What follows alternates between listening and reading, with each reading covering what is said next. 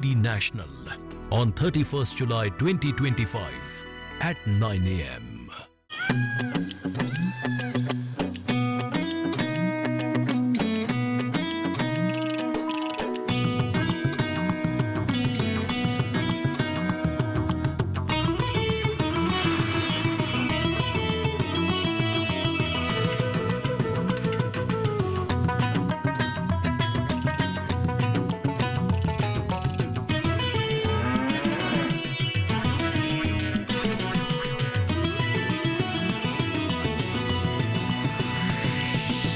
DD किसान, बदलते भारत की शान। डीडी किसान, बदलते भारत की शान।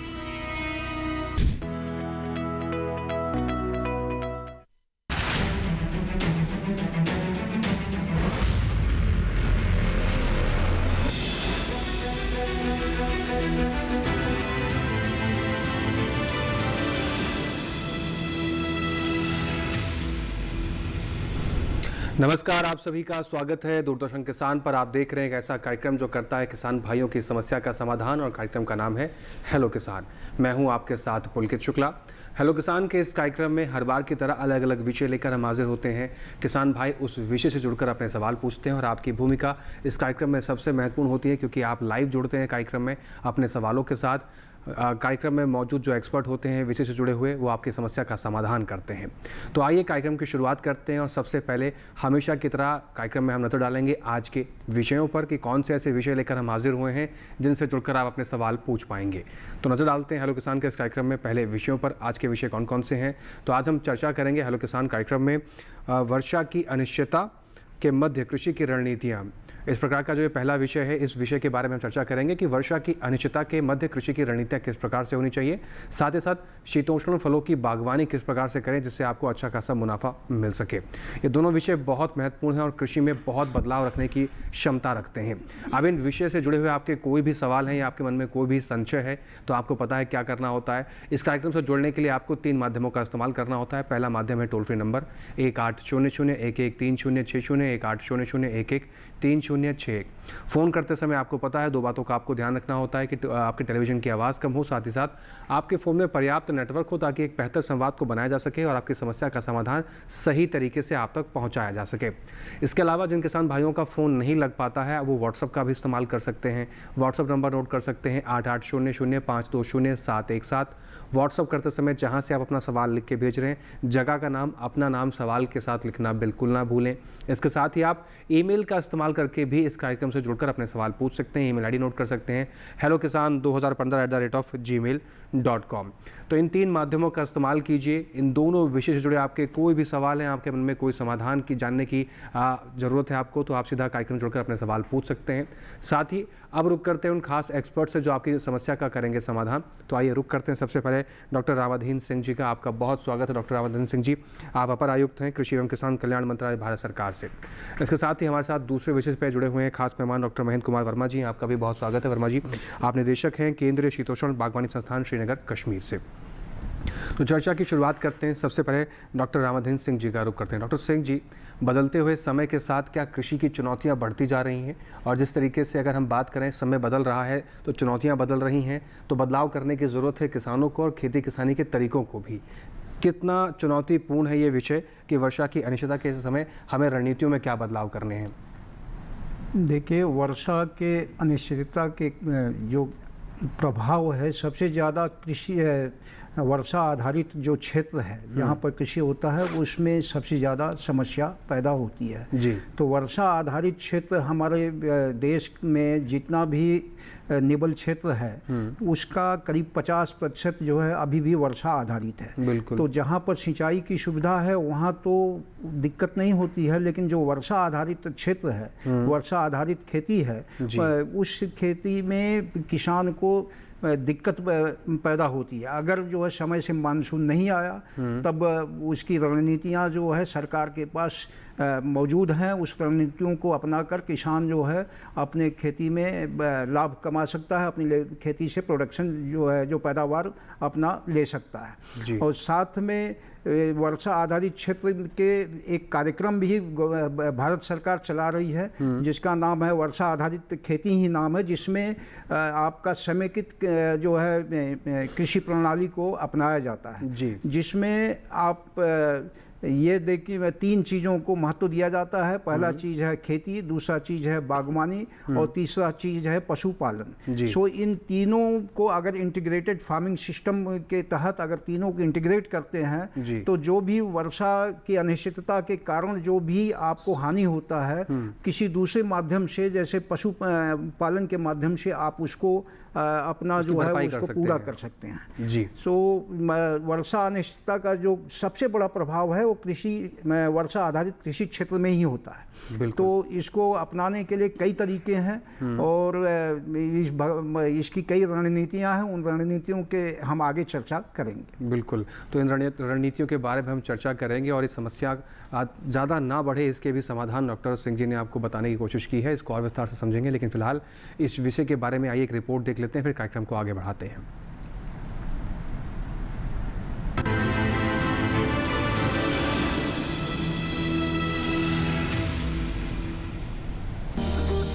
जलवायु परिवर्तन का असर चारों ओर देखा जा रहा है। इसके चलते कभी सूखे जैसी स्थिति हो जाती है तो कभी बाढ़ के हालात बन जाते हैं, कभी तापमान बहुत ज्यादा बढ़ जाता है तो कभी अकस्मात ओलावृष्टि फसलों को नुकसान पहुंचाती है। इन्हीं सब परिणामों को देखते हुए जलवायु परिवर्तन अब एक मुद्दा नहीं बल्कि एक चुनौती बन चुका है। हालांकि दुनिया भर के बुद्धिजीवी इस समस्या के समाधान में लगे हुए हैं।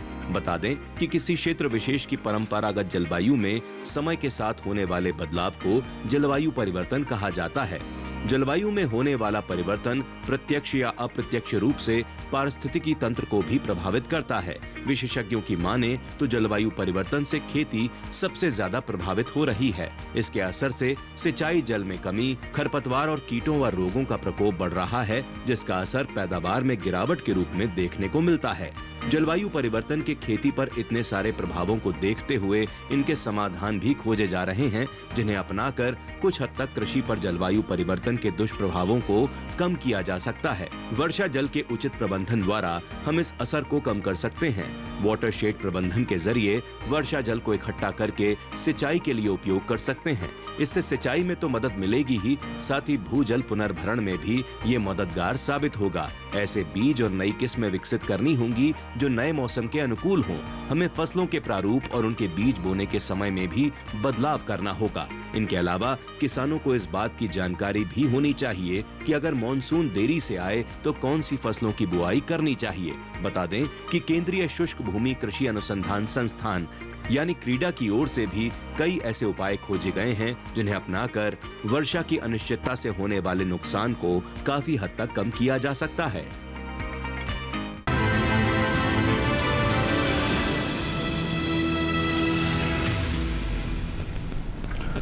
तो आपने देखा कि ये चुनौती कितनी बड़ी है और इस चुनौती का समाधान किस प्रकार से हम निपटा सकते हैं। फिलहाल आगे बढ़ते हैं, दूसरे विषय का रुख करते हैं। डॉक्टर महेंद्र कुमार वर्मा जी का रुख करते हैं। डॉक्टर वर्मा जी, अगर आपसे समझने की कोशिश करें शीतोष्ण फलों की बागवानी का अर्थात क्या होता है, थोड़ा सा उसको विस्तार से हमें बताइए। किसान भाइयों, मैं जिस तरह की हम बात करते हैं फलों के बारे में, क्योंकि फल बहुत तरह के होते हैं। हमारे देश में हम बात करते हैं कन्याकुमारी से लेकर कश्मीर तक।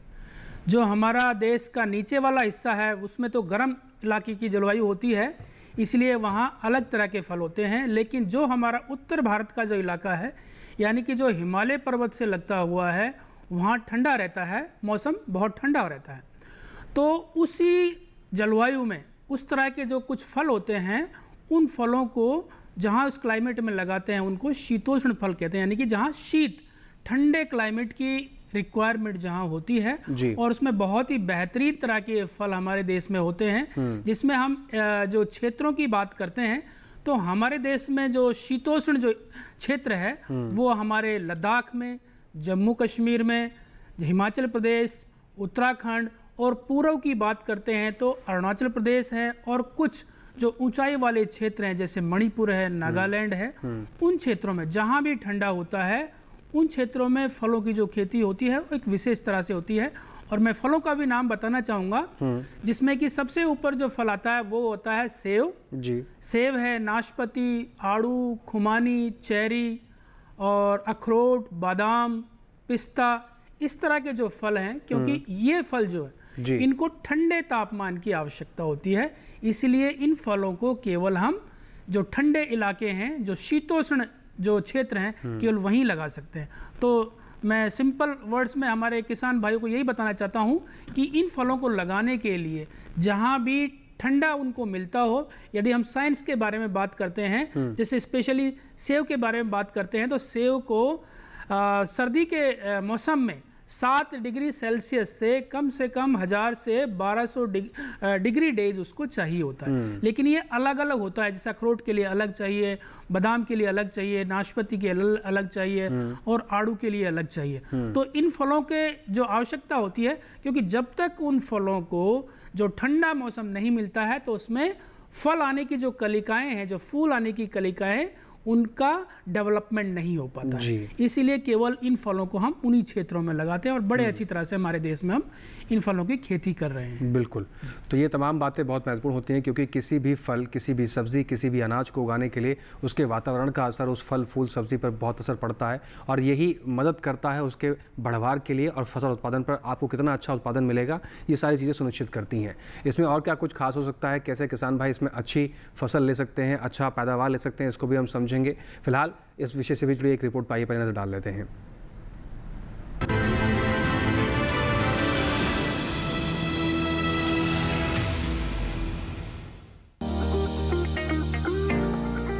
फलों को विभिन्न विशेषताओं के आधार पर कई अलग अलग प्रकारों में वर्गीकृत किया गया है।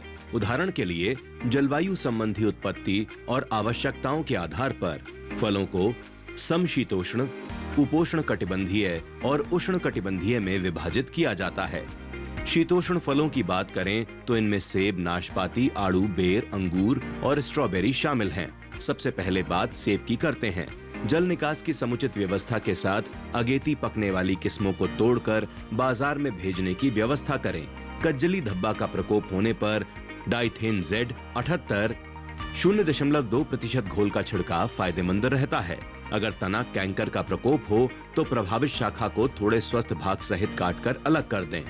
खुले भाग या पूरे पेड़ पर बोर्डो मिश्रण का छिड़काव करें।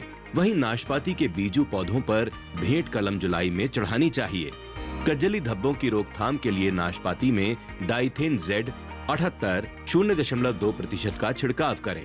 आड़ू में भूरा सड़न रोग की रोकथाम के लिए बाविस्टीन 0.2% का छिड़काव करें। दवाओं का छिड़काव कृषि विशेषज्ञों की सलाह से करें। पहाड़ों में स्ट्रॉबेरी के पौधे जुलाई अगस्त में लगाए जा सकते हैं।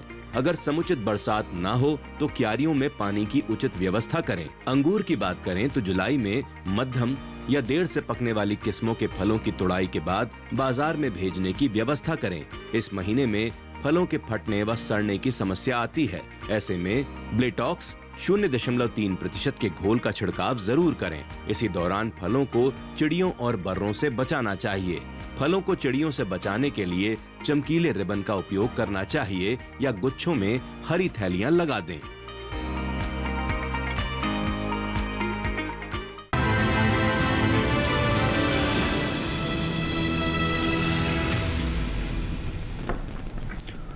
तो शीतोष्ण फलों उत्पादन को लेकर क्या क्या बातों का आपको ध्यान रखना चाहिए, कैसे इसमें आप आगे बढ़ सकते हैं, इसको अब रिपोर्ट के जरिए समझने की कोशिश की है।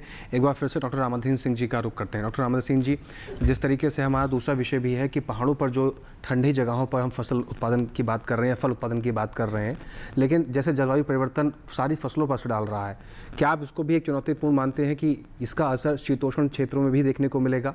और उसमें किसान भाइयों की जगह रणनीति की हम बात करें तो किस प्रकार की रणनीतियों को बनाकर किसान भाई आगे बढ़ सकते हैं और फसल उत्पादन पर असर ना पड़े? शीतोष्ण क्षेत्र में भी जलवायु परिवर्तन का प्रभाव मिलता है जी। जैसे ही आपका तापमान थोड़ा बढ़ता है तो फसल उत्पादन में के साथ साथ आपको जो बागवानी जो है उसके ऊपर भी असर पड़ता है। तो जो हमारा ICR जो हमारा संस्थान है और प्लानिंग कमीशन जो कि पहले प्लानिंग कमीशन था, अब नीति आयोग है, मिल करके आपको ये पूरे एग्रीकल्चर इकोलॉजिकल जोन को 15 भागों में बांटा है, जिसमें कि एक भाग जो है शीतोष्ण क्षेत्र भी है जी। कि शीतोष्ण में क्षेत्र में भी क्या क्या काम करना चाहिए हमको, बिल्कुल। ये सारा कुछ जो है हमारा Indian institute of farming system research है मोदीपुरम में जी। तो वो मोदीपुरम ने एक पैकेज मोदीपुरम ने एक पैकेज बनाया हुआ है। उस पैकेज के हिसाब से आपको खेती करें, शीतोष्ण क्षेत्र हो चाहे उष्णकटिबंधीय क्षेत्र हो चाहे किसी तरह का क्षेत्र हो, हर क्षेत्र के लिए एक पैकेज बनाया हुआ। उस पैकेज के हिसाब से किसान भाई अगर खेती करेंगे तो उनको जो है लाभ में कमी नहीं होगा। जहाँ तक प्रभाव की बात है, जब मानसून सीजन आने के बाद अगर मानसून डिले होता है, 1 हफ्ते डिले होता है, 2 हफ्ते डिले होता है, तो उसके लिए जैसा कि आपने क्रीड़ा का जिक्र किया था आपने उसमें, तो उसमें क्रीड़ा ने सभी जिलों के लिए आपको कंटीजेंसी प्लान जो है, आकस्मिक जो है योजना बना रखा है कि अगर 1 हफ्ता मानसून डिले होता है, क्योंकि सारी फसल जो है, कोई भी फसल जो है पानी के बिना पैदा नहीं हो सकती है। बिल्कुल। तो पानी का प्रबंधन जो है बहुत महत्वपूर्ण है। उसके लिए आपको वाटरशेड डेवलपमेंट का जो पंधारा विकास के कार्यक्रम के अंतर्गत तालाब के बनाने की भी ज़रूरत है, जिससे कि पानी आपको समय से मिल सके और वर्षा जल को संचित करके उसको इरिगेशन के रूप में, सिंचाई के रूप में उपयोग कर सके। साथ ही आपको हमारे मंत्रालय जो कृषि मंत्रालय है वो एक कार्यक्रम चला रहा है जिसका नाम है पर ड्रॉप मोर क्रॉप,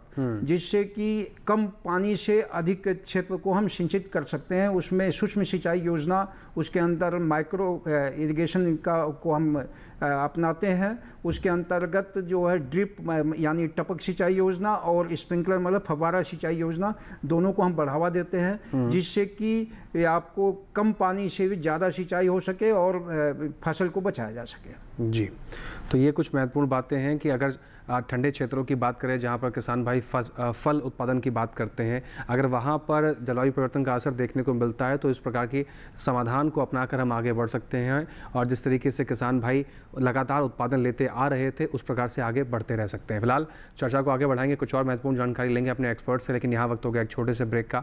आप सभी बने रहें, देखते रहें कार्यक्रम हेलो किसान। एक ब्रेक के उस पार जानकारी के सिलसिले को फिर से आगे बढ़ाते हैं।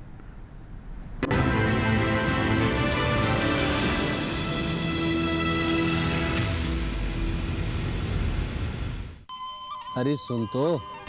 मुझे क्या सुनाना चाहते हो? जो सुनाओ मेरी सौतन को। किसको? अरे वही तुम्हारा मोबाइल फोन जिससे सुबह शाम दिन रात चिपके रहते थे और कहते थे किसान कॉल सेंटर से बातें हो रही हैं। अच्छा ये बात है। हाँ क्यों, क्या हुआ? अब बात नहीं होती क्या? अब तो झट से बात हो जाती है। ऐसा क्या? हाँ, अब तो ज्यादा लाइनें और खास तकनीक के कारण खेती के माहिरों से तुरंत बात हो जाती है। और अगर कभी लाइन व्यस्त हो तो अपनी समस्या फोन पर रिकॉर्ड करा दो, वहाँ से फोन आ जाता है और समस्या की हल का मैसेज भी आ जाता है। ये देखो आ गया। अरे वाह, इसका मतलब इंतजार की घड़ी अब खत्म। हाँ। तभी मैं सोचूं कि आजकल मुझ पर इतना प्यार क्यों आ रहा है। कृषि संबंधी समस्याओं का अपनी भाषा में तुरंत हल पाने के लिए पूरे भारत में किसी भी फोन से हेल्पलाइन नंबर पर संपर्क करें। किसानों का दोस्त किसान कॉल सेंटर।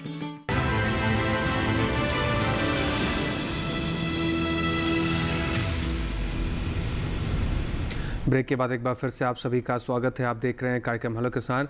चर्चा को आगे बढ़ाएं उससे पहले हमारे इस कार्यक्रम में पहले कॉलर जुड़ गए हैं फोन लाइन के जरिए, उनका रुख कर लेते हैं। राकेश जी हैं शिमला हिमाचल प्रदेश से। राकेश जी आपका स्वागत है, सवाल पूछें। जी राकेश जी सवाल पूछें।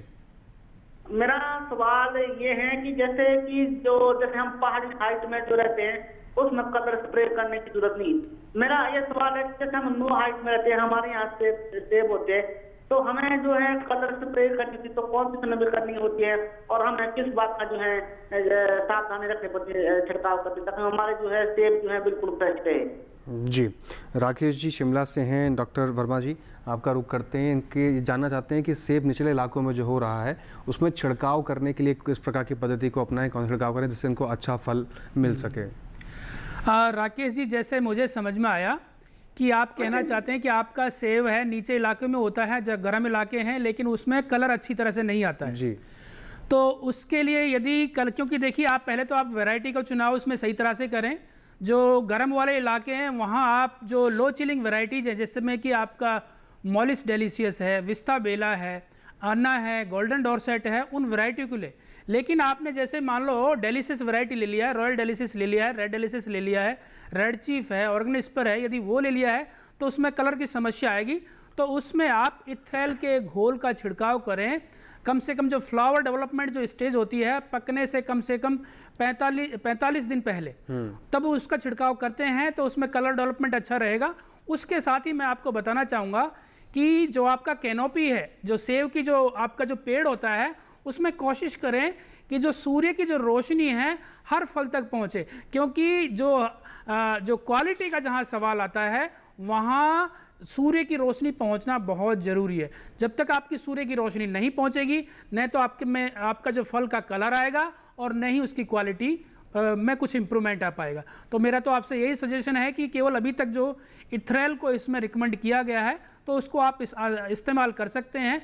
रिकमेंडेशन है, जहाँ तक की बात है आपके इलाके में जो आपका कृषि विज्ञान केंद्र है या आपके नौणी यूनिवर्सिटी है आपके पास में है, उनकी जो रिकमेंडेशन उसी को लेके चलें उस पर्टिकुलर वैरायटी के लिए जो आप वहाँ आपके शिमला क्षेत्र में ग्रो कर रहे हैं। जी डॉक्टर महेंद्र कुमार वर्मा जी, आपसे एक चीज़ और भी जानना चाहेंगे। जैसे दूसरा विषय हमारा वर्षा की अनिश्चितता की हम बात कर रहे हैं। आपने शुरुआत में आंध्र प्रदेश, अरुणाचल प्रदेश, मणिपुर, नागालैंड का भी जिक्र किया। इन क्षेत्रों में देखा जाता है अक्सर कि समय से ज़्यादा बरसात होती है, मानसून से पहले बरसात शुरू हो जाती है, मानसून के बाद भी बरसात रहती है और मध्यम से ज़्यादा बरसात होती रहती है। तो ऐसे क्षेत्रों में जो किसान भाई फल लगाते हैं तो उनके लिए क्या सही विकल्प होना चाहिए? एक तो सबसे बड़ी बात होती है जल निकासी की व्यवस्था आपको रखनी चाहिए अपने बागों में। इसके अतिरिक्त किसान भाई किन बातों का ध्यान रखें जिससे उनकी फसल उत्पादन पर असर ना पड़े? जहाँ तक कि जो जल निकास की समस्या है, क्योंकि मैं आज शीतोष्ण फलों के बारे में बात करूँगा और वहाँ भी एक समस्या है, क्योंकि हमारे देश में जो शीतोष्ण इलाके हैं केवल जम्मू कश्मीर और लद्दाख को छोड़ करके बाकी के जो हिस्से हैं वहाँ पर मानसून की बारिश आती है। और ये जो मानसून की बारिश जब आती है उसी टाइम पर आपका सेव, खुमानी, प्लम इनका पकने का समय है जी। तो इसीलिए इसमें दो तरह से हम इसमें मैनेजमेंट करने की जरूरत है कि जो पहाड़ हैं वहाँ पर जो फलों की खेती होती है, क्योंकि जो हिमाचल है, उत्तराखंड है और अरुणाचल है वो पूरा पहाड़ी क्षेत्र है और वहाँ पानी भरने की समस्या बिल्कुल रहती है।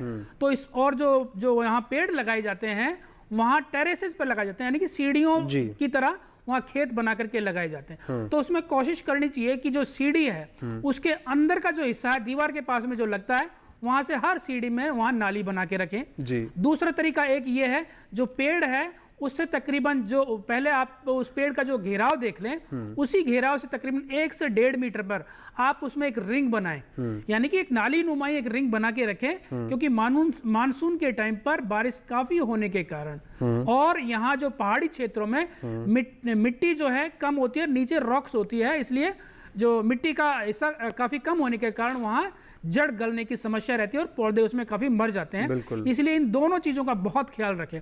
और तीसरी चीज है कि यह है, यदि किसी किसान भाई ने नर्सरी लगाया है इन शीतोष्ण फलों का तो उसमें आप बेवेस्टीन का घोल जरूर डाल दें, ड्रेनेज प्रॉपर रखें, तो जिससे कि आप जो आपके चाहे फल हो चाहे नर्सरी हो उसको बड़े आसानी से उसको बचा सकते हैं। जी जी। तो इन 3 बातों का भी ध्यान किसान भाई पूर्वोत्तर के तमाम क्षेत्रों में कर सकते हैं जहाँ पर बरसात से फसलों के ऊपर या बागों के ऊपर आपके असर न पड़े। फिलहाल एक दर्शक है, उनका रुख कर लेते हैं, फोन लाइन के जरिए जुड़े हुए हैं। नंदस्वरूप मिश्रा, बाराबंकी, उत्तर प्रदेश से। नंदस्वरूप जी, आपका स्वागत है, सवाल पूछें।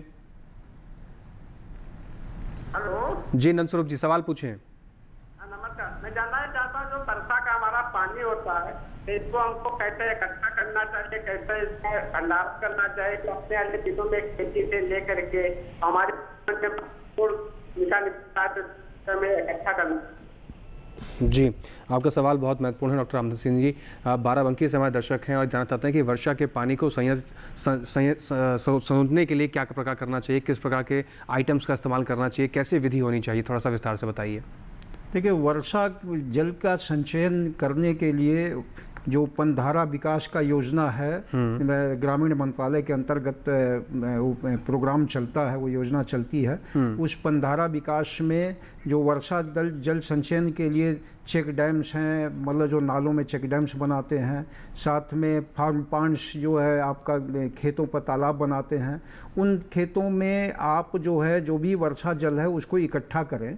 अगर आपको जो है ड्राउट स्पेल, मतलब जो ज़्यादा सूखा, दो मानसून के बीच में, दो रेन के बीच में अगर ज़्यादा गैप होता है तो आप अपने जो भी फसल बोए हैं उस फसल में उस पानी का इस्तेमाल कर सकते हैं। और उसको जो है जुडिशियस इस्तेमाल करने के लिए आपको सबसे पहले इंतजाम करना होगा माइक्रो इरिगेशन सिस्टम का, क्योंकि उतना पानी जो है ना आपको जल उपलब्ध नहीं होता है जिससे आप फ्लड इरिगेशन कर सके। आप जो है ना कम से कम पानी में ज़्यादा से ज़्यादा सिंचाई करने की कोशिश करें। तो उसके लिए आपको, उसके लिए गवर्नमेंट ऑफ इंडिया स्कीम चला रही है पर ड्रॉप मोर क्रॉप की, जो प्रति बूंद अधिक फसल जिसको हिंदी में बोलते हैं। तो उस योजना का लाभ लेकर के आप जो है अपने खेत पर इस यंत्र को लगाएं, तो जो सूक्ष्म सिंचाई योजना के अंतर्गत जो है ड्रिप या स्प्रिंकलर इरिगेशन है, उससे आप जो है पानी का बचत भी कर सकते हैं और कम पानी से ज़्यादा आप सिंचाई कर सकते हैं। जी, तो इस प्रकार से भी आप बदलाव करके आगे बढ़ सकते हैं। दर्शक उनका रुख कर लेते हैं। मोहन है शाहजहाँपुर मध्य प्रदेश से। मोहन जी आपका स्वागत है, सवाल पूछें। मोहन जी आप सुन पा रहे हैं हमें, तो सवाल पूछें। हाँ, मैं शाहजहाँपुर एमपी से बोल रहा हूँ। जी सवाल पूछें। सवाल ये है मेरा कि मैं नींबू का बाग लगाना चाहता हूँ जी, तो उसमें मेरे इलाके के हिसाब से कौन सी किस्म अच्छी रहेगी? जी डॉक्टर वर्मा जी। मोहन जी, क्योंकि आपका मध्य प्रदेश का जो क्षेत्र है नींबू के लिए बहुत ही अच्छा है, और उसमें एक हमारे पूसा जो कि भारतीय कृषि अनुसंधान संस्थान नई दिल्ली में स्थित है, उसने भी 2-3 प्रजाति निकाली हैं। जैसे एक तो पूसा उदित है, पूसा अभिनव है, 2 वैरायटी को ले सकते हैं। और गुजरात से भी जो लेमन की वैरायटीज़ हैं, इसको बोलते हैं एसिड लाइम बोलते हैं, नींबू जिसको आम भाषा में बोलते हैं, वहाँ से भी कुछ वैरायटीज आती हैं, उनको भी आप ले सकते हैं। दूसरा, हमारे भारतीय कृषि अनुसंधान परिषद का एक संस्थान है नागपुर में, जो कि केवल नींबू और नींबू वर्गीय फसलों पर ही काम करता है, तो वहाँ से भी उन प्रजातियों को आप ले सकते हैं।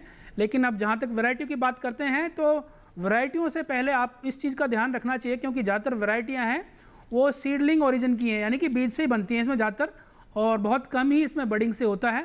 इसीलिए जो भी आपको बडिंग से रिलेटेड, बडेड जो प्लांट होते हैं आपके, यानी कि जिसमें बडिंग लगी हो, नई वैरायटी की लगी हो, यदि वो आपको मिलता है कहीं सरकारी डिपार्टमेंट से, कोशिश करें कि आपको वहाँ से ले लें, क्योंकि दूर से लेना थोड़ा मुश्किल रहेगा। लेकिन ये बारिश का महीना है, जुलाई यानी कि एंडिंग होता जा रहा है, बिल्कुल सही समय है। आप इस महीने में भी लगा सकते हैं और आप अगले महीने में भी लगा सकते हैं। जी, तो मोहन जी आप इस प्रकार से नींबू के बाग लगाकर आगे बढ़ सकते हैं, अच्छा खासा मुनाफा आप ले पाएंगे। एक बार फिर से डॉक्टर सिंह जी का रुख कर लेते हैं। डॉक्टर सिंह जी, अभी हमने देखा कि हमारी सरकार ने बहुत बड़े स्तर पर विकसित कृषि संकल्प अभियान की शुरुआत करी और देश के अंतिम किसान तक पहुंचने का प्रयास भी किया गया।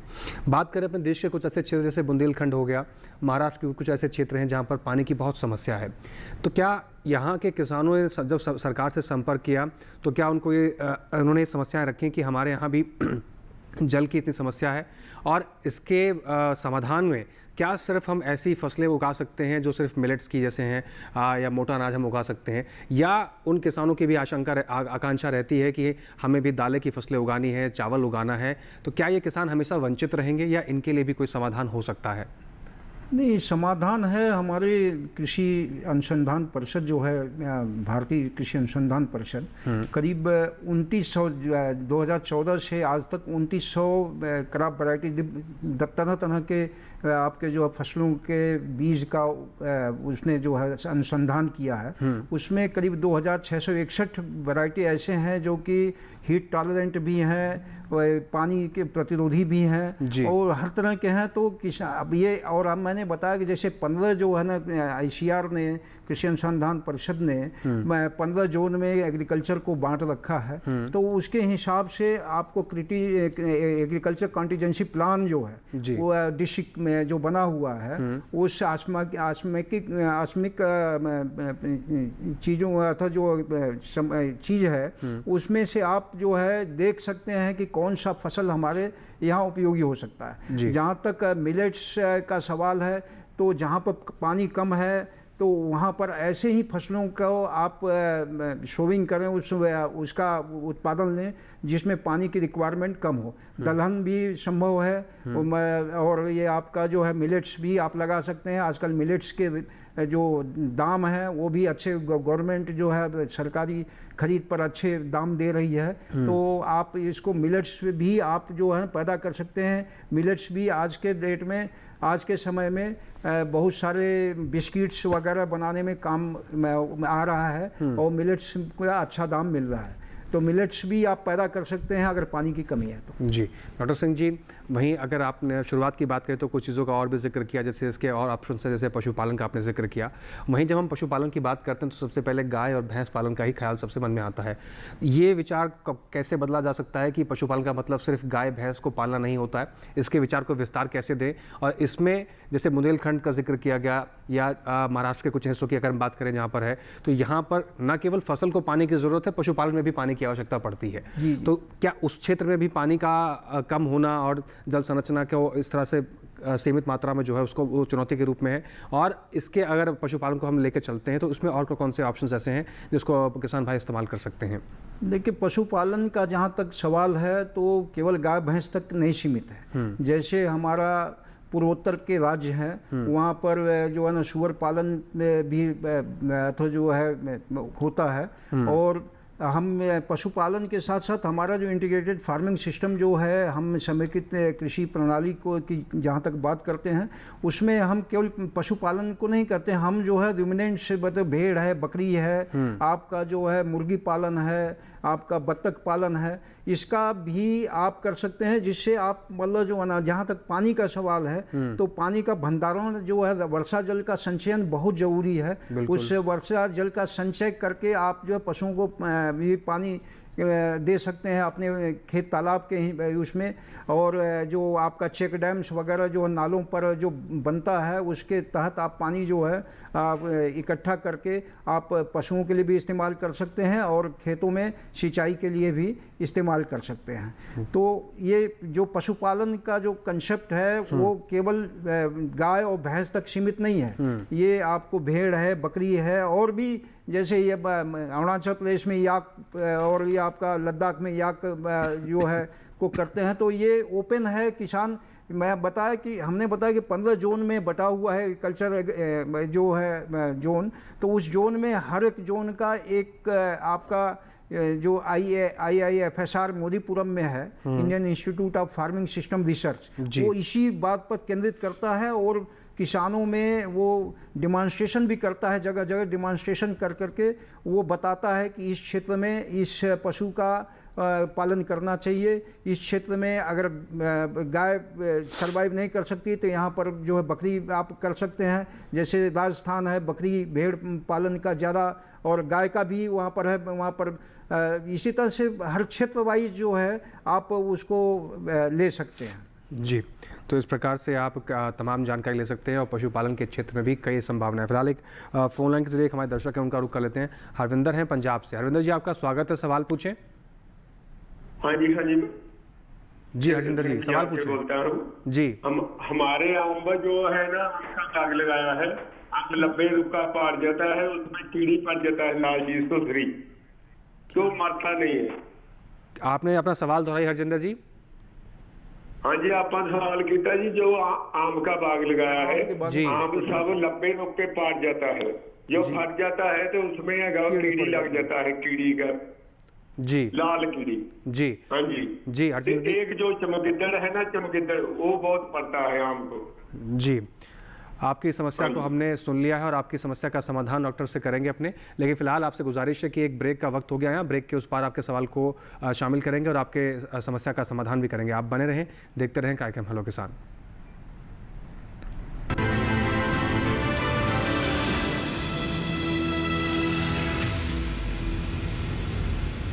डीडी किसान ने कर ली है तैयारी, यहां मिलेगी पशुपालन की हर एक जानकारी, घर आंगन से लेकर व्यवसायिक फार्म तक, मुर्गी पालन से लेकर रेगिस्तान के जहाज तक। बीमारियों से पशुपालक बिल्कुल ना हो परेशान, विशेषज्ञ करेंगे आपकी समस्या का समाधान। देखिए अपना पशु चिकित्सक हर रविवार शाम 6:30 बजे दूरदर्शन किसान पर।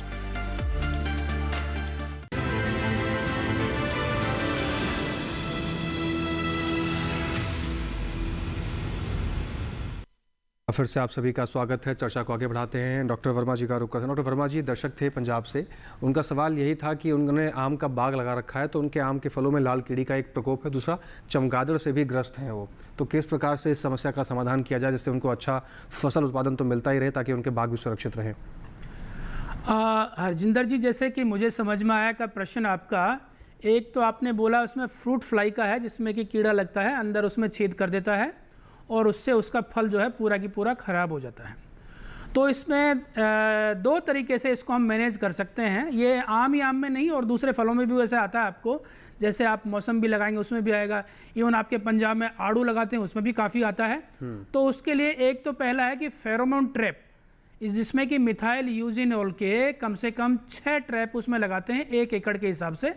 उसको लगाते हैं तो जो उसका मेल जो कीड़ा है, मेल इंसेक्ट है, उसकी पॉपुलेशन कम हो जाएगी तो उससे नुकसान कम होगा। दूसरा, उसमें कोई भी सिस्टमिक इंसेक्टिसाइड कर सकते हैं जो भी आपके पास में अवेलेबल हो। यदि आपको, जैसे कि आपका नींबू के साइज़ का जब आम हो गया है, क्योंकि जो आम के जो फल हैं उसमें जो उसकी अर्ली स्टेज होती है कम से कम उसकी 50 से 60 दिन पहले, तब जाकर के वो फल के अंदर वो जाने की कोशिश करता है। इसीलिए आपको कोशिश करनी चाहिए, ये जो दो तरीके हैं, या तो आप उसका कीटनाशी का छिड़काव करें और हमेशा आप इसका जो ट्रैप है, जो फेरोमोन ट्रैप है, उसको तो आप 100% ही उसमें इस्तेमाल करें। तो मेरा तो आपको यही सुझाव है। और दूसरा एक चीज़ और भी ख्याल रखें, जो भी नए मेरे किसान भाई जो नए बाग लगा रहे हैं तो अपने जो आम के जो पेड़ है उनको छोटा रखने की कोशिश करें, बड़ा नहीं रखें, क्योंकि आपको यदि छिड़काव करना है तो बड़े पेड़ में आप छिड़काव नहीं कर पाएंगे इतनी अच्छी तरह से, और जो आपका फल है उसको भी आप अच्छी तरह से आप उसको तोड़ाई भी नहीं कर पाएंगे। इसलिए बागवान भाई अपना या तो सघन खेती में जाएं या मध्यम तरह के सघन खेती में जाएं, जिससे कि आप आसानी से कीटनाशियों का स्प्रे भी कर सकते हैं या दूसरी तरह के जो भी आवश्यकता है उनको आसानी से कर सकते हैं, और जो फलों की जो गुणवत्ता है उसको आप बेहद अच्छी तरह से उसको बढ़ा सकते हैं। जी, तो हरजिंदर जी, आप इस तरीके से अपने आम के बाग की देखभाल कर सकते हैं। डॉक्टर वर्मा जी, अगर देखा जाए हमारे देश के फल उत्पादन के क्षेत्र में चीन के बाद दूसरा स्थान आता है, अगर मैं गलत हूँ तो मुझे सही कीजिएगा। और साथ ही साथ अगर हम बात करें निर्यात के क्षेत्र में, तो कहीं ना कहीं जितना हम उत्पादन कर पाते हैं उसका 10% भी हम निर्यात नहीं कर पा रहे। समस्या कहाँ पर आ रही है? क्योंकि अगर हम निर्यात करेंगे तो हमारे किसान भाइयों की आर्थिक स्थिति तो मजबूत होगी, साथ ही हमारा देश भी आत्मनिर्भर की ओर आगे बढ़ेगा। बात अगर करें विपणन को लेकर, क्या किसान भाइयों को इसके बारे में भी जागरूक होना चाहिए उत्पादन के साथ कि मार्केटिंग के तरीकों में किस प्रकार से बदलाव करें और किस प्रकार से हम मार्केट को रीच आउट करें जिससे कि ये समस्या का निदान मिल सके? जी हाँ, इसके मैं 3 आपको कारण देना चाहूँगा जी। एक तो क्योंकि आपने एक्सपोर्ट की बात की कि हम क्यों एक्सपोर्ट नहीं कर पा रहे हैं। पहली बात तो ये है कि हमारे देश की जनसंख्या कम से कम 140 करोड़ के तकरीबन है, तो हमारी जो डोमेस्टिक डिमांड है वही काफ़ी, इसलिए हमें इंपोर्ट करना पड़ता है। दूसरा ये है कि जो हमारे फलों की जो इंटरनेशनल क्वालिटी स्टैंडर्ड्स होते हैं उसके वनिस्पत हमारे जो क्वालिटी स्टैंडर्ड्स है, हमारे जो किसान भाई हैं, क्योंकि सारे के सारे छोटे किसान हैं, मध्यम मझोले किसान हैं, तो उन सारी चीज़ों को फॉलोअप नहीं कर पाते। तीसरा है जो हमारे देश में जो फलों की जो खेती होती है उसकी प्रोडक्टिविटी है वो काफ़ी कम है। चाहे आप किसी भी फल के बारे में बात करें, केवल आप छोड़ दीजिए हमारा जो केला है और आपका बनाना, ये आपका पपीता है, ये 2 फलों को आप छोड़ दें तो बाकी के जो भी फल हैं उसमें हमारी जो प्रोडक्टिविटी है बहुत ही कम है। इसीलिए इन तीनों चीज़ों पे काम करना बहुत ही आवश्यकता है। पहला है कि हमें प्रोडक्टिविटी है, जैसे सेव के बारे में बात करते हैं, सेव में अभी हमारी प्रोडक्टिविटी जो नेशनल प्रोडक्टिविटी है 10 टन पर हेक्टेयर निकलती है, लेकिन जब हम एडवांस कंट्री की बात करते हैं वहाँ 60 टन निकलती है, यानी कि 6 गुना ज़्यादा है। हमारे पास टेक्नोलॉजी है, हमारे इंस्टीट्यूट्स ने उन सारी टेक्नोलॉजी को बना लिया है, और जो भी प्रदेश हैं उसमें आगे आकर के उसके लिए कोशिश कर रहे हैं, और जो नए नए किसान हैं उन पद्धतियों को अपना करके वो 60 टन तक भी ले रहे हैं। तो इसी तरह से जो दूसरे फल हैं, चाहे आड़ू की बात करें, नाशपाती के बारे में बात करें, चाहे हम बादाम के बारे में बात करें, अखरोट के बारे में बात करें, दूसरा है कि जो क्वालिटी कंट्रोल, यानी कि international quality control already established है, जैसे कि कोडेक्स एलिमेंटेरियस से किसी भी कंट्री को एक्सपोर्ट किया जा रहा है मटेरियल, तो उस कंट्री का स्पेसिफिकेशन उसके लिए अकॉर्डिंगली होता है। तो वो एक्सपोर्टर्स हैं, जो हमारे जो प्रोड्यूसर्स हैं, उनको एज ए एक्सपोर्टर उन सारे को फॉलो करना पड़ेगा। और 2 एग्जांपल हमारे कंट्री में बहुत ही बेहतरीन है, एक तो है अंगूर के बारे में और एक है हमारे अनार के बारे में, जो कि महाराष्ट्र के जो हमारे ग्रोअर्स हैं उन सारी चीज़ों को उन्होंने पद्धतियों को अपनाया, और आज हमारे वर्ल्ड में उनका एक नाम है। चाहे ये ग्रेप की प्रोडक्टिविटी के बारे में बात करें, वर्ल्ड में सबसे ज्यादा प्रोडक्टिविटी ग्रेप की भी हमारे कंट्री की है। इवन जो फ्रेश ग्रेप्स है हमारे टेबल पर्पज के लिए जो ग्रेप्स जो एक्सपोर्ट होता है, हमारा कंट्री मैक्सिमम करता है, हालांकि हम ड्राई में नहीं करते हैं उसमें। उसी तरह से अनार में भी हमारा देश बहुत ही अग्रणी स्थान पर है। इन्हीं 2 एग्जाम्पल को लेकर के यदि हमारे किसान भाई आगे आएंगे तो वो दिन दूर नहीं है कि जो दूसरे फल हैं उसमें भी हम यानी कि सेल्फ सफिशिएंट बनेंगे, और हमारी जो कंट्री है वो डेवलप्ड नेशन की तरफ बहुत जल्दी बढ़ने वाली है। जी, तो इन उदाहरणों को इस्तेमाल करके हमें अपने बाकी फलों के उत्पादन में भी सुधार करना होगा, जो प्रक्रियाएं होती हैं उसमें बदलाव करके अच्छा उत्पादन लेना होगा। फिलहाल एक दर्शक है, उनका रुख कर लेते हैं। अब्दुल है अमरावती महाराष्ट्र से। अब्दुल जी, आपका स्वागत है, सवाल पूछिए। अब्दुल जी, टेलीविजन की आवाज़ कम कर लीजिए और सवाल पूछिए। जी, सवाल हमारा ये है कि हमारे नींबू के दरख्त को नींबू तो आ रहे हैं, पर लेकिन उसमें जो जिस तरह का रस होना चाहिए वो नहीं बन पा रहा है। मतलब नींबू की जो फसल है वो सही नहीं बन रही है। जी डॉक्टर वर्मा जी, नींबू के दरख्त जो इनके लगे हुए हैं उसमें जो नींबू हो रहा है उसमें अच्छे रस नहीं है, किस प्रकार की समस्या है और समाधान क्या होना चाहिए? जी, जिस तरह से कि मैं जान पा रहा हूँ, क्योंकि नींबू में जूस तो बनता है यदि आप प्रॉपर उसमें न्यूट्रिएंट मैनेजमेंट करते हैं, इरिगेशन मैनेजमेंट करते हैं, ये 2 परिस्थितियों में नहीं हो पाता है। एक तो यानी कि जब नींबू में फल आ रहा है उस टाइम पर बहुत सूखा है। दूसरा है कि जहाँ भी नींबू लगाया हुआ है वहाँ जो मिट्टी की जो गहराई है वो काफ़ी कम है, और नीचे वहाँ रॉक्स हैं या पत्थर हैं। तो इसीलिए जो पौधा है जो मिट्टी से जो पानी लेता है, क्योंकि जो पौधा है ज़्यादातर मिट्टी से ही पानी लेता है, उसको प्रॉपर पानी नहीं मिल पाता है, और वो रूट से अपना जब पानी लेता है तो वो पहले पत्तियों की तरफ जाता है, पत्तियां उसका भोजन बनाती है, और भोजन बनाने के बाद में वो जूस के रूप में वो वहाँ डेवलप होता है। जो क्वालिटी यानी कि जो TSS होता है, खटास उसकी होती है, मिठास होती है, तो वो भोजन से ही बनता है। जबकि जूस जो पानी है वो जो जड़ के थ्रू ही आता है। इसीलिए जहाँ तक मैं समझ पा रहा हूँ, क्योंकि आपको यही करने की ज़रूरत है कि उसमें इरिगेशन मैनेजमेंट है, जल का जो प्रबंधन है उसको प्रॉपर करेंगे तो मुझे नहीं लगता है कि किसी तरह की कोई समस्या आएगी। और यदि मान लो किसी प्रजाति का सवाल है तो आपके नज़दीकी जो भी कृषि विज्ञान केंद्र है, वहाँ के जो अधिकारी हैं उनको आप बुलाइए, उनको जरा फल दिखाइए कि उसकी गुणवत्ता कैसी है। हो सकता है आपकी जो वैरायटी है, क्योंकि ज़्यादातर हमारे किसान भाई जो नींबू के जो पेड़ होते हैं वो बीजों से ही बनाते हैं। यदि मान लो बीज से जो पौधा बना हुआ है उसकी गुणवत्ता अच्छी नहीं है, यानी कि जेनेटिक्स उसका अच्छा नहीं है, तो मुझे लगता है उसमें बदलाव करना मुश्किल है। लेकिन आप ये 2 चीज़ों को लेकर चलेंगे तो आपकी जो जूस की मात्रा, फलों का आकार, जो आपका पर प्रति जो पेड़ है उसका जो ईल्ड है वो भी काफ़ी इंक्रीज हो सकता है। जी, तो अब्दुल जी, इस प्रकार से आप नींबू के जो समस्या आपको देखने को मिल रही है उसका समाधान कर सकते हैं। फिलहाल एक और दर्शक है, उनका रुख कर लेते हैं। सीहोर मध्य प्रदेश से हमारे दर्शक हैं। मीणा जी, आपका स्वागत है, सवाल पूछिए। सीताराम मीणा जी, आप सुन पा रहे हैं हमें? जी, सवाल पूछे। सर वो क्या है जी सर, हमारा सवाल है कि हमारे अभी सोयाबीन की फसल बोई हुई है। कौन सी फसल उगी हुई है? सर वो फूल और फली आने के समय पर सर हमारा क्या है कि वो करे गिरते हैं, गल के गिरने लगते हैं। किसके फल? जी, सवाल दोहराइए फिर से एक बार। सोयाबीन की फसल बोई है सर। सोयाबीन की फसल बोई है? जी सर। जी, तो क्या समस्या हो रही है उसमें? सर इसमें क्या फलियां आने पर जो कड़े होते हैं छोटे छोटे, वो कभी कभी गल के गिरने लगते हैं। इस तरह हमें पूरी फसल की पैदावार नहीं मिलता। जी जी डॉक्टर वर्मा जी, इसमें कोई समाधान हो सकता है? इनकी वैसे तो सोयाबीन क्योंकि की आज विशेषज्ञ नहीं है, लेकिन मैं छोटी सी जानकारी देना चाहता हूँ। जैसे कि मान लो जब भी फूल आता है, किसी भी फल हो चाहे आपका कोई भी फसल हो, कोशिश करनी चाहिए कि कम पानी उसमें दिया जाए, क्योंकि जब भी फूल निकलता है ना किसी भी पेड़ में, तो वो निकलता है उसमें, यानी कि उसमें कुछ स्ट्रेस की वजह से निकलता है, यानी कि उसमें कुछ सूखापन होना चाहिए, तो उस वजह से उसमें फूल निकलता है। तो इस कोशिश यही कीजिए कि कम पानी उस टाइम में दीजिए। और मेरा आपसे ये सजेशन है कि आपके नज़दीक, और मध्य प्रदेश में तो आपका सोयाबीन का इंस्टीट्यूट है इंदौर में, वहाँ से आप जानकारी ले सकते हैं। आजकल तो हर कोई फ़ोन पर अवेलेबल है, या कृषि विज्ञान केंद्र में जो कृषि विशेषज्ञ हैं उनसे आप जानकारी लेंगे, तो मुझे लगता है आपको काफ़ी उसमें इन्फॉर्मेशन मिल जाएगी। बिल्कुल।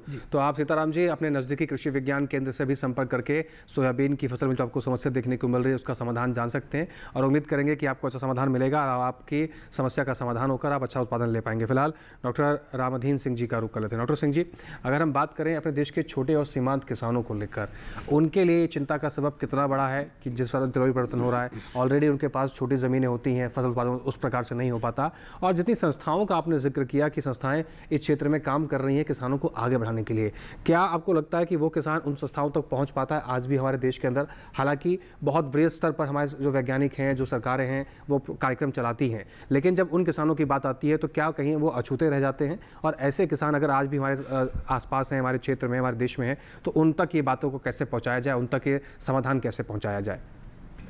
देखिए, इसीलिए हमारे जो मंत्री जी हैं, इस साल जो है कृषि विकसित अभियान का शुरुआत किया, संकल्प अभियान का शुरुआत किया जी। और इसमें सारे जो कृषि वैज्ञानिक हैं वही वो जा करके उस गांव में, उस क्षेत्र में जाते हैं, और वहाँ के लघु कृषक हों या तो जो है मध्यम कृषक हों, उन सब कृषकों से वो किसान भाइयों से वो वार्तालाप करते हैं और क्या बेस्ट सॉल्यूशन हो सकता है उसको वो बताते हैं। साथ ही हमारे कृषि विज्ञान केंद्र हैं, करीब हर जिले में एक कृषि विज्ञान केंद्र तो ही है, कहीं कहीं पर दो भी है। तो उस कृषि विज्ञान केंद्र में किसान भाइयों को जा करके वहाँ जो भी समस्याएं हों उस समस्याओं के बारे में उनसे डिस्कस करके उनसे जो है उसका समाधान प्राप्त कर सकते हैं। जहाँ तक हमारा जो विषय है आज का कि वर्षा की अनिश्चितता के बारे में, तो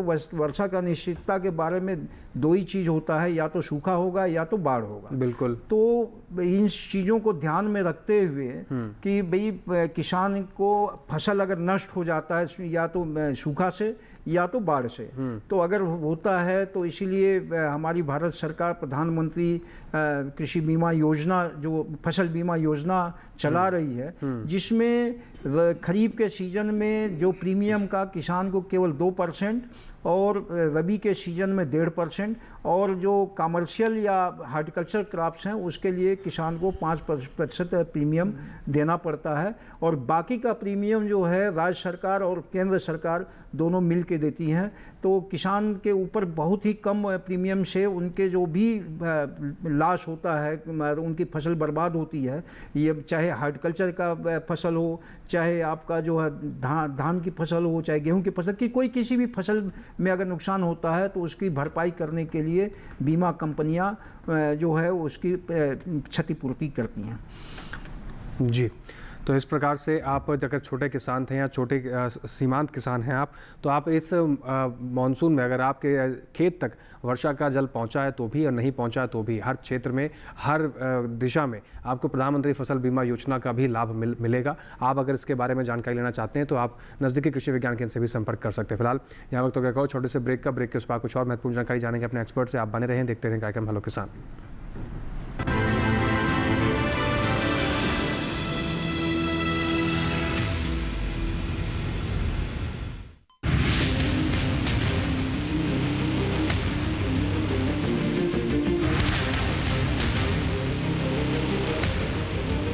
जब तपती है धरती, सूरज उगलता है आग, ठंड में जब सर्दी जमा देती सबके हाल, सब छुप जाते अपने अपने घरों में, तब बाहर निकलता सिर्फ एक इंसान, भरने के लिए हम सबका पेट, खून को पसीने की तरह देता बहा, थक जाता, झुलस जाता, हो जाता बीमार, तब उसकी सेहत का ध्यान रखता सिर्फ डीडी किसान।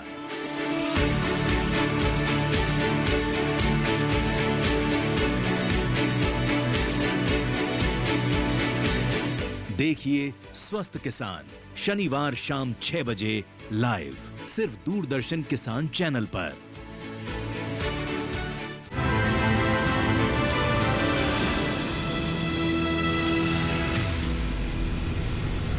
ब्रेक के बाद एक बार फिर से आप सभी का स्वागत। आप देख रहे हैं कार्यक्रम हेलो किसान। चर्चा को आगे बढ़ाते हैं, समय समाप्ति की ओर इशारा कर रहा है। डॉक्टर वर्मा जी का रुख करते हैं। डॉक्टर वर्मा जी, हम अपने देश में किसानों को इंटरक्रॉपिंग के लिए भी उनको जागरूक कर रहे हैं कि इंटरक्रॉपिंग करके कई फसलों को एक साथ मिलाकर जो नुकसान की भरपाई है उसको कम किया जा सकता है।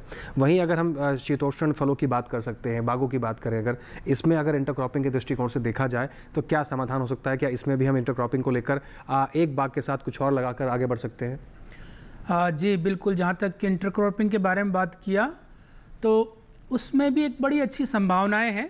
जैसे कि एक बड़ा अच्छा एग्जाम्पल है शीतोष्ण फलों की। जब बात करते हैं हमेशा ये बताया जाता है कि बादाम के साथ में केसर की खेती की जा सकती है और ये बिल्कुल ही फायदेमंद एक वो है। उसी तरह से मैं बताना चाहूँगा कि जो दूसरे भी फसल हैं, चाहे आपका सेब हो, और अखरोट की मैं बारे में बात नहीं करूँगा क्योंकि अखरोट में थोड़ा लगाना मुश्किल होता है, लेकिन सेब, नाशपाती, आड़ू, इन फसलों के बीच में आप दूसरी फसल भी बहुत आसानी से लगा सकते हैं। लेकिन शीतोष्ण क्लाइमेट में एक तो आपका लहसुन है, प्याज है, ये दो फसलें बहुत ही इंपॉर्टेंट है और वो छोटे कद की रहती हैं, इसीलिए ऊपर जो पेड़ की जो छाया है उसका उस पर प्रभाव नहीं पड़ता क्योंकि इन चीज़ों को देखा जाता है। दूसरा, एक हम बात करते हैं कि जो क्रूसीफेरस जो है, जैसे मस्टर्ड की जो फैमिली की है जी, मूली है, गाजर है, सरसों है, इनका बीज का यदि प्रोडक्शन करना चाहें तो हम सेव के बीच में भी उसको लगा सकते हैं, बादाम के बीच में भी उसको लगा सकते हैं।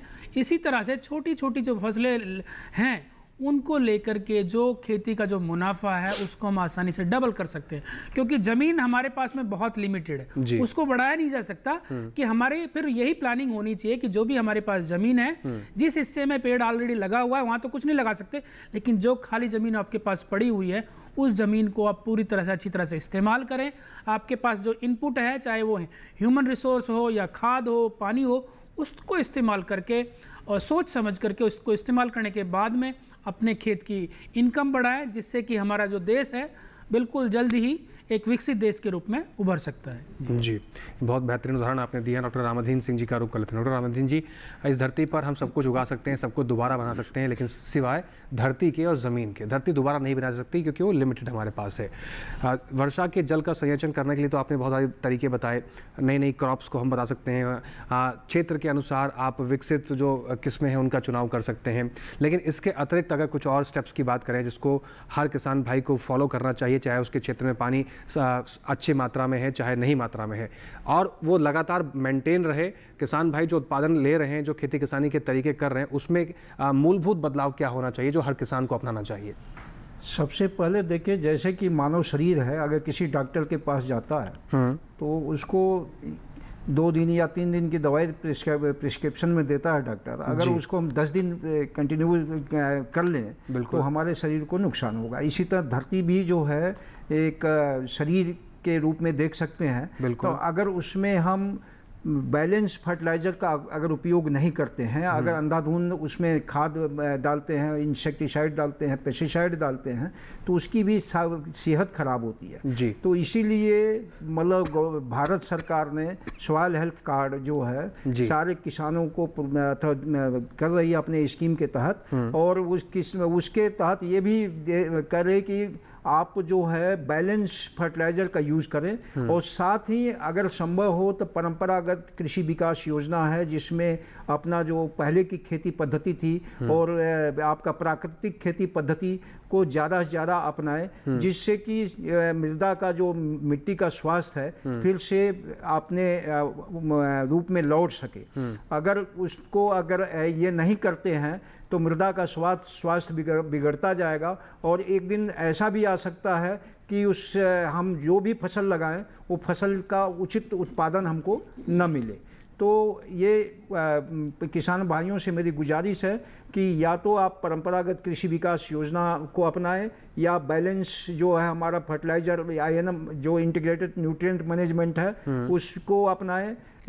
कम से कम जो है केमिकल और फर्टिलाइज़र का उपयोग करें और साथ में जैसे हमने इंसेक्टिसाइड पेस्टिसाइड के यूज से जो हमारे मित्र थे केचुआ, वो केचुआ आजकल खेतों से गायब हो रहे हैं। बिल्कुल। तो उस केचुआ मतलब जब आप प्राकृतिक खेती करेंगे तो केचुआ जो है फिर से लौटेंगे और वो जो है सॉइल के हेल्थ को मजबूत करेंगे।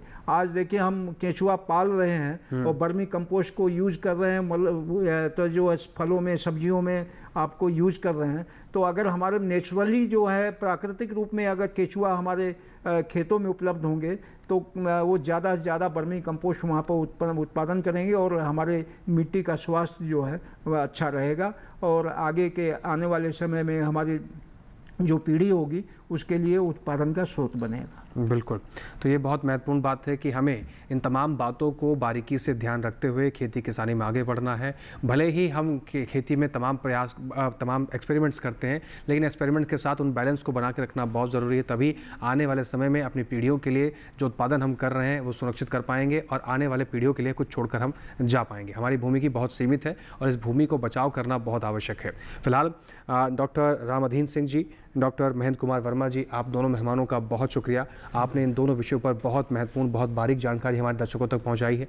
हम उम्मीद करेंगे कि हमारे दर्शक इन सभी बातों को बहुत महत्वपूर्ण तरीके से समझेंगे, बहुत सीरियसली इस बातों को लेंगे और समाधान जो आपने बताया उसको अपनाकर अपनी खेती किसानी में परिवर्तन लाकर अच्छा खासा मुनाफा ले पाएंगे। इसके साथ ही आज के हेलो किसान कार्यक्रम में बस इतना ही। हमारे इस कार्यक्रम से जुड़ी आपको कोई भी जानकारी या कोई भी सुझाव हमको साझा करना है तो उसके लिए भी आपको विकल्प बताएंगे, लेकिन उससे पहले आपको बताते चलें कि अगले ऐसे कौन से विषय होंगे जिसके बारे में हम आपको बताएंगे हेलो किसान कार्यक्रम में, जिससे जुड़कर अपने सवाल पूछ सकते हैं। बात करेंगे खरीफ फसलों में उर्वरकों का प्रयोग कितना होना चाहिए, किस प्रकार से होना चाहिए, और साथ ही साथ बात करेंगे केले की उन्नत खेती करके आप कैसे अच्छा खासा मुनाफा कमा सकते हैं। साथ ही साथ अब बात करते हैं उस विकल्प की जिस विकल्प के इसका इस्तेमाल करके आप इस कार्यक्रम का कोई भी सवाल, कोई भी जवाब हम तक पहुंचा सकते हैं या कोई सुझाव आप हमें देना चाहते हैं तो उसको पहुंचा सकते हैं। ईमेल आईडी का विकल्प का आप इस्तेमाल कर सकते हैं। ईमेल आईडी नोट कर सकते हैं hellokisan2015@gmail.com, ये हमारी ईमेल आईडी है। आपके कोई भी सुझाव हैं, कोई भी विचार है हम तक पहुंचाइए। हम उस विचार को, आपके सुझाव को और बेहतर करने के लिए इस कार्यक्रम में शामिल करेंगे। इसके साथ ही आप डीडी किसान के कॉल सेंटर पर भी अपने सुझाव सवाल दर्ज करा सकते हैं। नंबर नोट कर सकते हैं 1800113060, सोमवार से शनिवार सुबह 6 से रात के 10 बजे तक आपकी सेवा में नंबर खुला रहता है।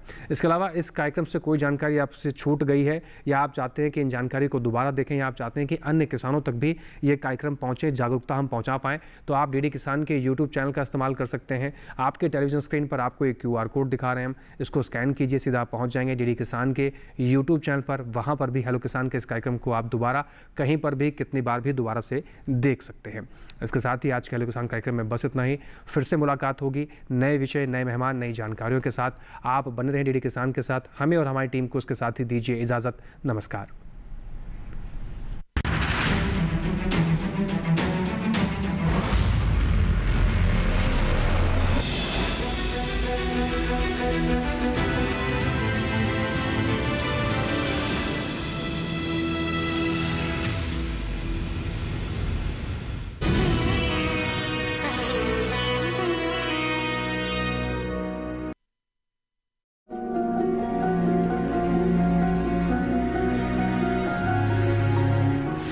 चकत्ते रूखापन, एक्जिमा और फंगल इन्फेक्शन। मॉनसून के दौरान त्वचा में हो सकती हैं कई दिक्कतें। अगर आप भी बरसात के मौसम में होने वाली त्वचा की समस्या के बारे में कुछ जानना या पूछना चाहते हैं तो लगाइए हमारे टोल फ्री नंबर 1800-113060 और 1800-113061 पर कॉल। बरसात में त्वचा की समस्याएं और समाधान। इस शनिवार स्वस्थ किसान लाइव शाम 6 से 7 बजे केवल दूरदर्शन किसान पर।